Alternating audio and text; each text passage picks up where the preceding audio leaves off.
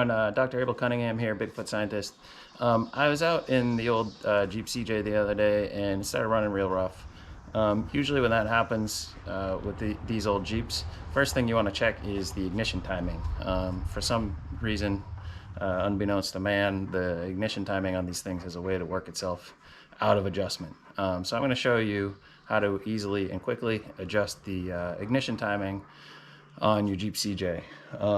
Now this has the straight 6, the 4.2 liter. So this will work. The same procedure will work exactly the same on any Jeep Wrangler YJs up to 1987. But it'll also work on pretty much any older carbureted vehicle that has old-fashioned distributor. So you're only going to need 3 things for this job. You're going to need a 1/2 inch box wrench. You're going to need a timing light, and you're going to need a garbage can. So the first step is to toss your timing light in the garbage can. You're not going to need that. It's a waste of time. I'll show you how to do it the old-fashioned way.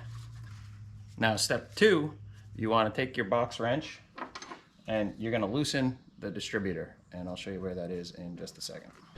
So there's a little nut under there. I don't know if you guys can see that, where my box wrench is.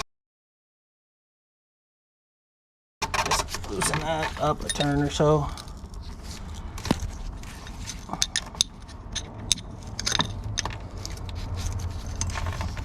Okay, now that you've got that nut under the distributor loosened, you don't want to touch the distributor just yet. Step 3 is you're going to start the Jeep.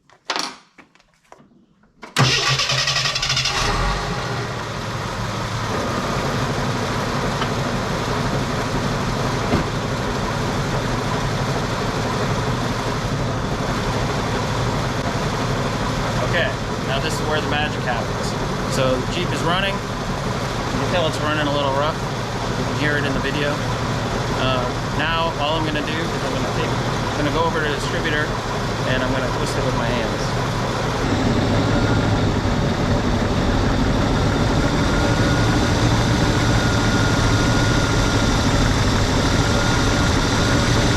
Now you'll hear it. You should be able to hear the video, the change in the speed of the engine and how smooth the engine is running when I'm turning the distributor. I'll do that one more time. See, right there is about where it was, and it feels like it wants to die. So that was probably my problem. Adjust it. You can hear the idle smooth right out. And if I adjust it too far the other way, it starts to die too. So we want to try to get it around.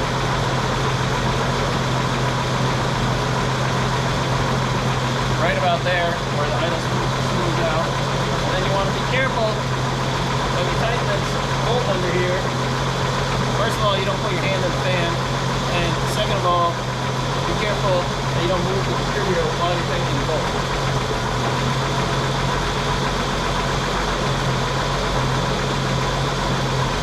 And that'll do it. That's how to adjust your distributor the old-fashioned way. It took me all of 5 minutes, and most of that was explaining in the video. Thanks for watching.